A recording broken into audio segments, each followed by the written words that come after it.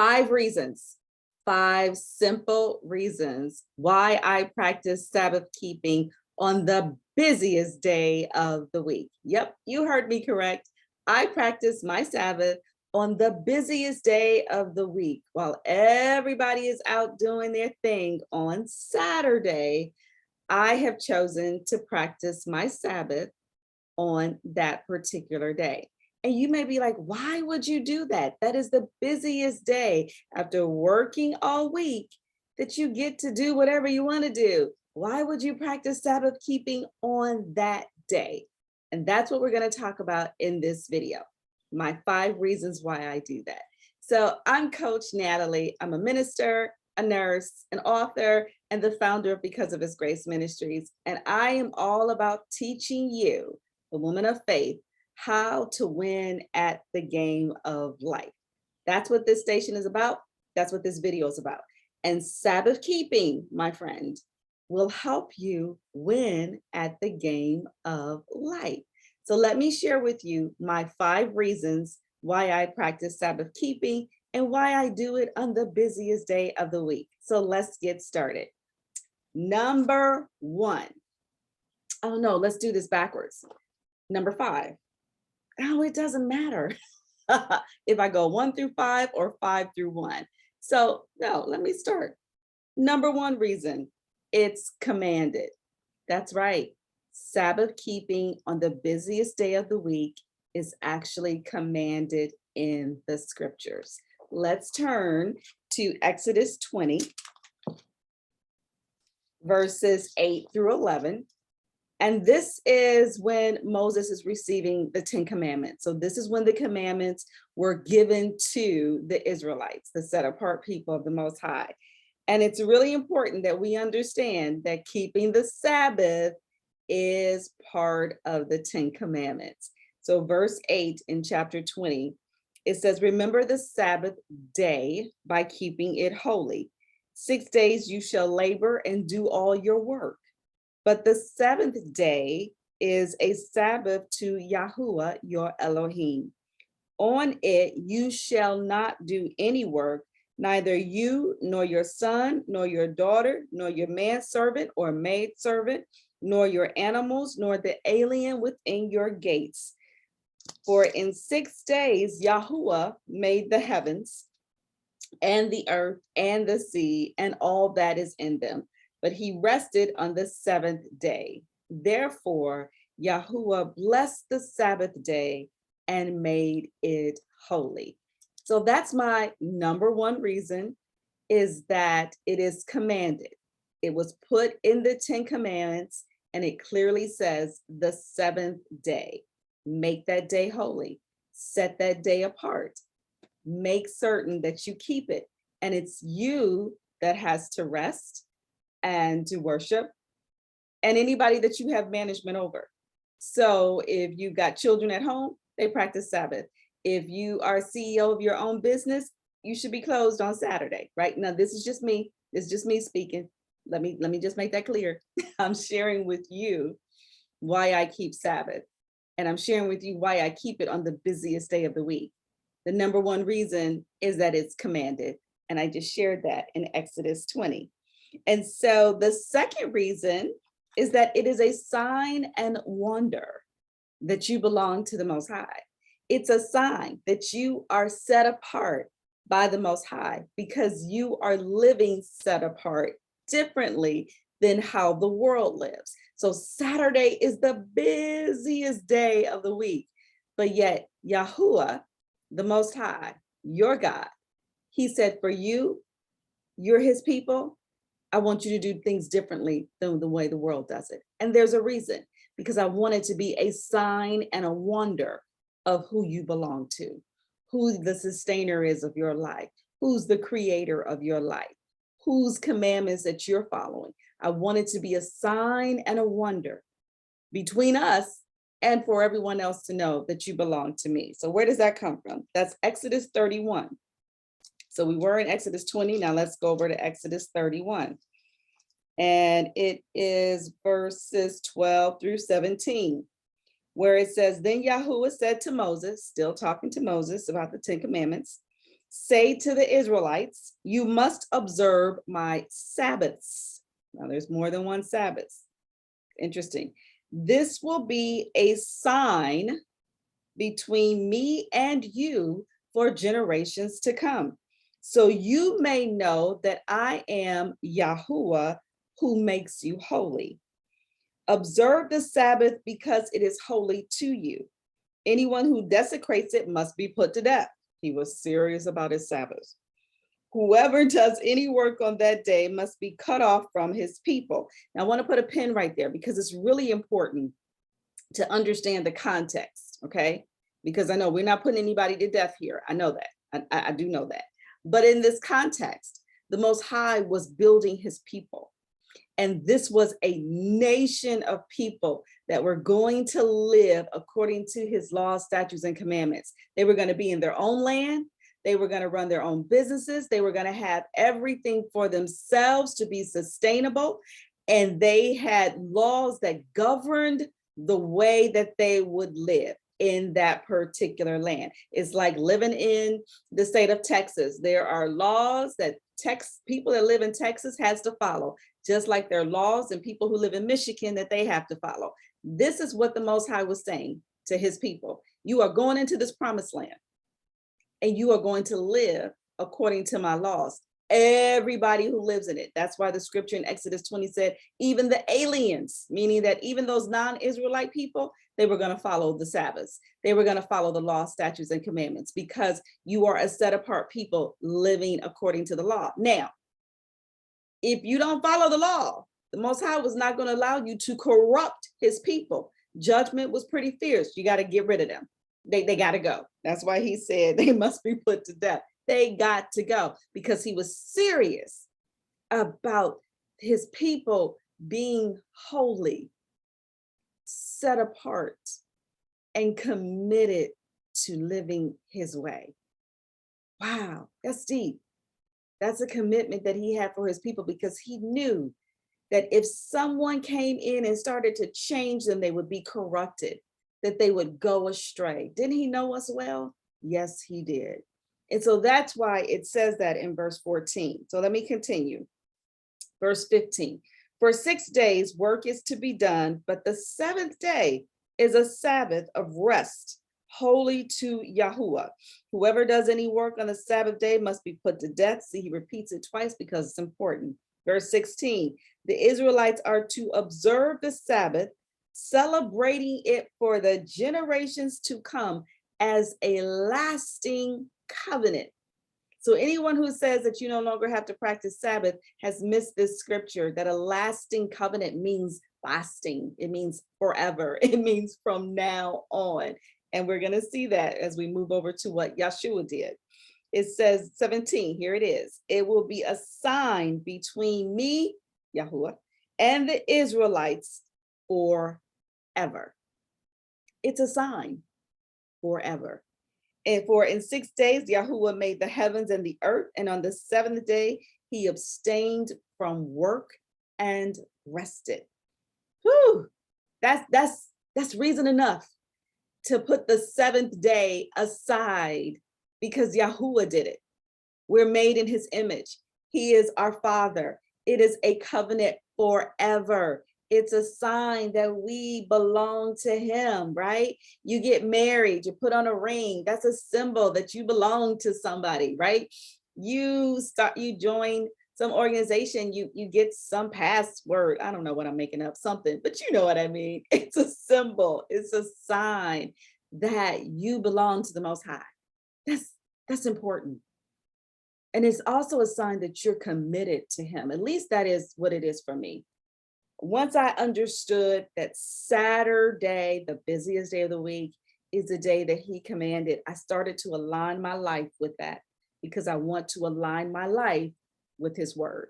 I want to honor him by following his word. Okay, so you got 2 reasons why. What's the third reason? Oh, this is one of my favorites. The third is that it's restoring. It is so restoring to my soul to end work on Friday night, wake up on Saturday, and it's like, oh, it's Sabbath. I don't have to work today. I don't have to do any of that busy hustling today. I can just chill, restore, and connect to my Father. Oh my goodness, it is my most favorite day of the week. Now, let's turn to Psalm 20. I think I'm going to do Mark 2. Let's go to Mark 2 before we go to Psalm. Let's do Mark 2. I get excited, and I'm not trying to make a perfect video. I'm just trying to get this information out to you. So bear with me. Thank you very, very much. And if you're liking this video, give it a thumbs up and subscribe to the YouTube station. There'll be more videos like this to help you win at the game of life and learn how to play it Yah's way, the Most High's way, because his way is the best way. That's what I love to say. So Mark 2, verses 27 through 28. Yes, I like this one. And then we're going to go to Psalm 23. So Mark 2, verse 27 and 28. And this is Yeshua talking to the,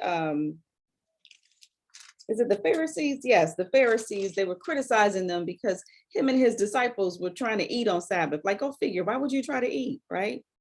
It's important, you gotta eat. But the Pharisees were criticizing them that, oh, no, you're not supposed to pick grain on Sabbath. You can't do that. And Yeshua checked them to say, hey, wait a minute, we gotta eat. And you and your Pharisaic rules, that's not the intent of the law. The law is meant for good. Understand that. So verse 27 and 28, he says, then he, Yeshua, said to them, the Sabbath was made for man, not man for the Sabbath. So the Son of Man is Lord even of the Sabbath. In other words, there are no restrictions that you're trying to add to Sabbath. That's not what it's about. The disciples had to eat. They're going to pick some grain and it's okay. So don't try to put it in a box, because the Sabbath was given as a gift to be restored, to be refreshed, to be rejuvenated. The Most High knew that we would be in this busy upside down world and that we would need to disconnect so that we can be restored. And so the Sabbath was made for us as a gift. When we neglect it, we're neglecting a gift. The Most High knows what his people needs. He knows what we need. He is our creator. He is the sustainer of life. He is the one who knows how to help us win at the game, how to be victorious. But if we're not following his laws, statutes, and commandments and doing life his way, then we're going to be defeated. We're going to be discouraged. The burdens of life are going to weigh us heavy. We're going to be like walking around like this instead of walking around like this, because we're not being restored. So I tell you, I practice it faithfully. I disconnect and I love it because he is restoring my soul. And my soul is what needs to be restored. And I physically need to rest. And I also need to remember who he is, and that he is the one that sustains my life. He is the one that gives me the provision of life. He is the one that provides the work. He is the one that gives us the home. He's the one that gives us everything. So all glory and praise to him, and I'm going to do it his way. So if you're feeling that you need to disconnect from the world, are you practicing Sabbath his way? Are you doing life his way? It's just questions that I want you to ask, because I want you to win. And I want you to be set apart from the way this world works, because the world will run you down into the ground, but the Most High, ooh, he lifts you up. Okay. The fourth reason, and I alluded to it, I'm reconnecting to my source. Reconnecting to my source. The Most High is the source of my strength and the strength of my life. I believe there's a beautiful song with those lyrics, but he is the source of my power, everything. And so I have to reconnect with him. So let's turn to Psalm 23.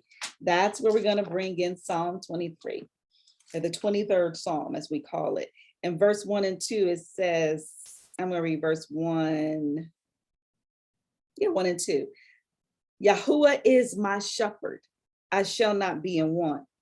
He makes me lie down in green pastures. He leads me beside quiet waters. He restores my soul. He guides me in paths of righteousness for his name's sake. And you could read on. And I know that he restores my soul, which means that I'm reconnecting to my source, because that's the only way my soul can be restored. I'm reconnecting to my source. And then I also want to turn to Luke 4, verse 16. Luke 4, verse 16. He is my shepherd. I shall not be in want. And when I follow life his way, there is nothing that I lack. Nothing that I lack. Oh my goodness. Oh yeah, reconnecting to my source. Yeshua did this as well. Verse 16 of Luke 4, he said he went to Nazareth, this is Yeshua, where he had been brought up. And on the Sabbath day, he went into the synagogue, as was his custom. So we started in Exodus with the Israelites being commanded for this as a sign and a wonder forever. And then we get over here to see Yeshua on the scene. And what did Yeshua do on the seventh day? He went into the synagogue. And if you read further, he went in to worship. He went in to study, and he was connecting to his source. And so if Yeshua did it on the seventh day, shouldn't we? Shouldn't we? I mean, for me, that's drop the mic. Shouldn't we do it because he did it? If he is our example and we say, what would Jesus do? Guess what? He practiced Sabbath on the seventh day.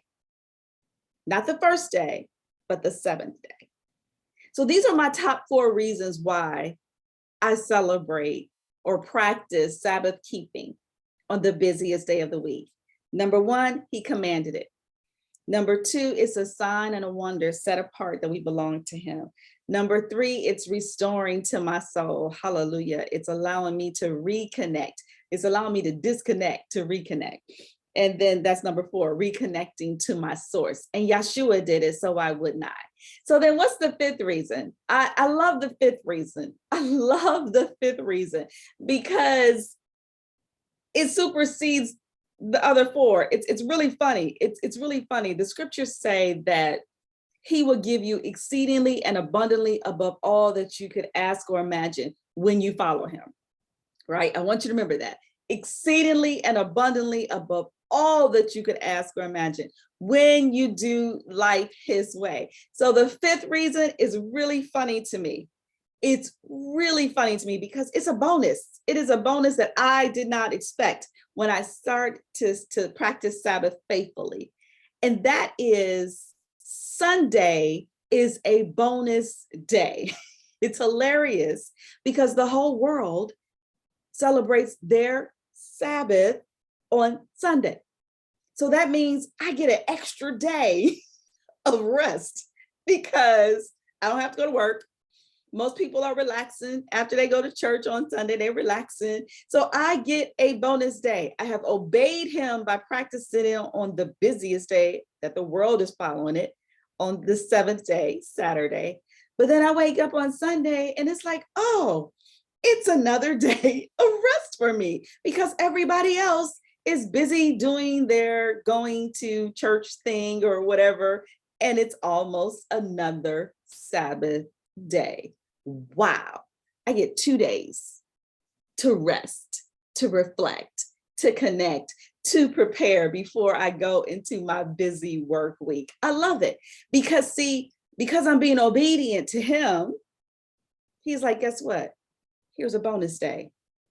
The world is practicing it on the day that I didn't command them, but because you, daughter, are doing it my way, here's an extra day for you. Go ahead and take it. I love it. Y'all, I'm so sorry. I'm so excited about this video. I'm excited because when you do it his way, you win. Always. When you do it your way, you don't win. I don't care what you say. You don't win. You're not on the winning side. Now, I want to share something with you before I end this video because I found this to be very interesting. And it's really going to drive in the point about Sabbath being on the seventh day. And this is an article from the United Church of God, posted on February 10th, 2011. And it said, names for Saturday in many languages prove which day is the true Sabbath. Because I know many of you are saying, well, Sunday is the day and the Lord doesn't care. But I clearly showed you that he does, that he's very intentional about the word. It says the seventh day, doesn't say the first day of the week. And I know we say, oh, we've got different calendars, Gregorian calendar, and those calendars are not the same. But notice the language in all of these different countries, that Saturday is also Sabbath. So it says, which day of the week is the biblical Sabbath? It is clear from the names for the seventh day of the week, Saturday, in many languages. And so what you see over here, I hope you can see my mouse, over here are all of the different languages and how you pronounce Saturday.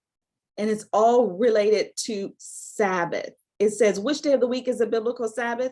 Many are confused over the issue, but such confusion is unnecessary.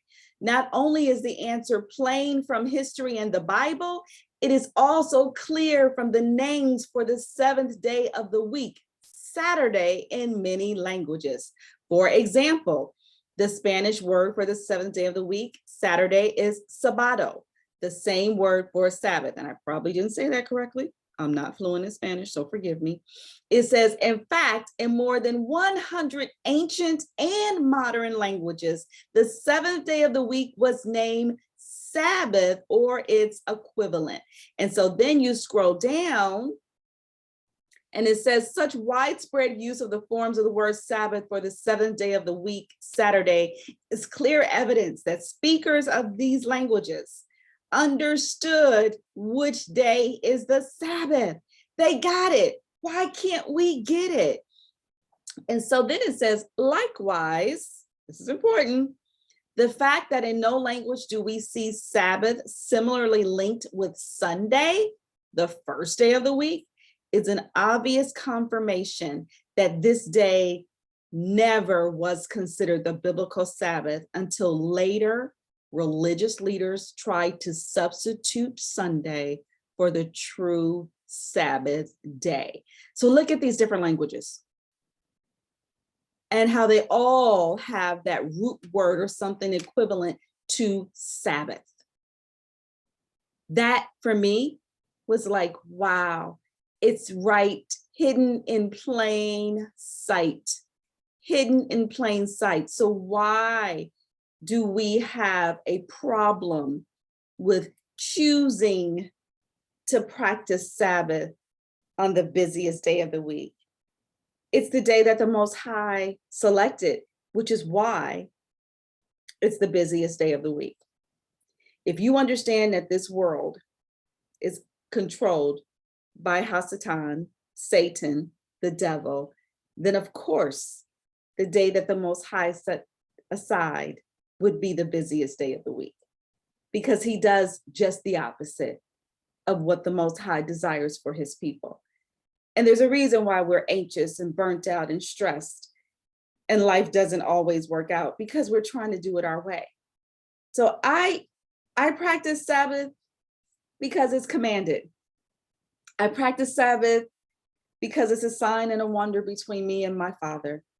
I practice Sabbath because it restores and reconnects me to my source. And I know that when I follow his way, I will get exceedingly and abundantly above all that I can ask or imagine. And now that I have been faithfully following it, I try to protect it as best as I can, because I know it's a blessing and I want to live in a way that honors the Most High. And I pray that you do too.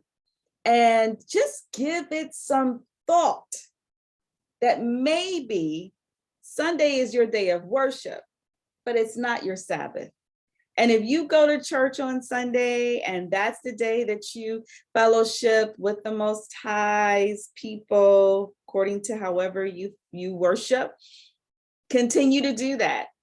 But understand that it's not your Sabbath, that the Sabbath day is the seventh day, and that it is a day of rest and restoring and remembering that Yahuwah, he is the sustainer and the creator of your lives. And he is the one that will help you to win at the game of life.